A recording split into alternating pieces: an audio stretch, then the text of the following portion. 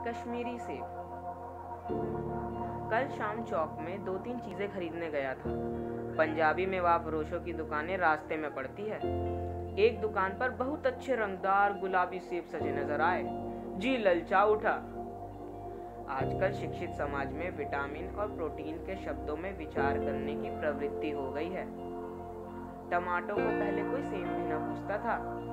अब टमाटो तो भोजन का आवश्यक अंग बन गया है। गाजर भी पहले गरीबों के पेट भरने की चीज थी। अमीर लोग तो उसका हलवा ही खाते थे। मगर अब पता चला है कि गाजर में भी विटामिन है। इसलिए गाजर को भी मेजों पर स्थान मिलने लगा है। और सेब के विषय में तो ये कहा जाने लगा है कि एक सेब रोज खाइए तो आपको डॉक्टरों की जरूरत ना होगी। डॉक्टर से बचने के लिए हम नींबू तक खाने को तैयार हो सकते हैं। सेब रस और स्वाद में अगर आम से बढ़कर नहीं है तो घटकर भी नहीं है। हाँ, बनारस के लंगड़े और लखनऊ के दशहरी और मुंबई के अल्फाजो आम की बात दूसरी है। इनके टक्कर का फल तो संसार में दूसरा है ही नहीं। मगर उनमें विटामिन और प्रोटीन्स है या नहीं? होगा तो काफी होगा या नहीं होगा? इन विषयों पर अभी किसी पश्चिम डॉक्टर की व्यवस्था नहीं देखने में आई। सेब को तो ये व्यवस्था मिल चुकी है। अब यह केवल स्वाद की चीज नहीं, उसमें गुण भी है। हमने दुकानदार से मोलभाव किया और आज सेब मांगे। दुकानदार ने कहा, बाबूजी बड़े मजेदार सेब आए हैं, खास कश्मीर के, आप ले जाएं, खाकर तबीयत खुश हो जाएगी। मैंने रुमाल निकालकर उसे देते हुए कहा, चुन चुन कर रखना। दुकानदार ने तराजू उठाई और अपने नौकर से बोला, लौंडे आध सेर कश्मीरी सेब निकाल ला, चुन कर लाना। लौंडा 4 सेब लाया। दुकानदार ने तौला, एक लिफाफे में रखा और रुमाल में बांधकर मुझे दे दिया। मैंने 4 आने उसके हाथ पर रखे। घर आकर लिफाफा ज्यों का त्यों रख दिया। रात को सेब या कोई फल खाने का कायदा नहीं है। फल खाने का समय तो प्रातः काल है।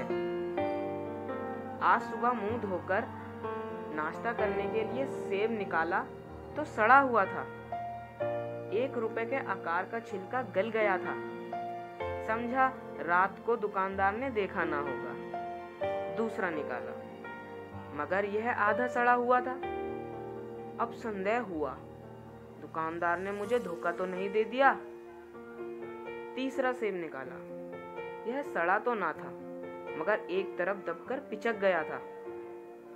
चौथा देखा, वह यूं तो बेदाग था, मगर उसमें एक काला सुराख था, जैसा अक्सर बेरों में होता है।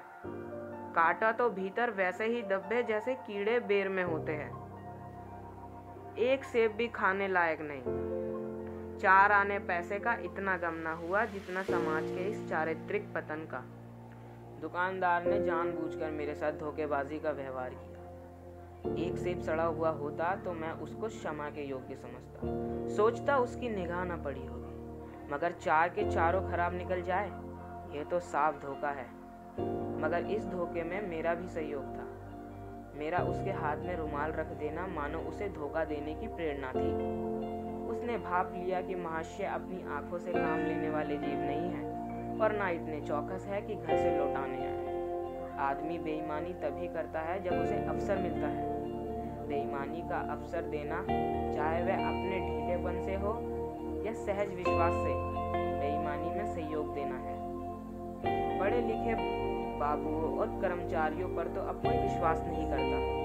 किसी थाने या कचहरी या म्यूनिसिपैलिटी में चले जाइए, आपकी ऐसी दुर्गति होगी कि आप बड़ी से बड़ी हानि उठाकर भी न जाएंगे।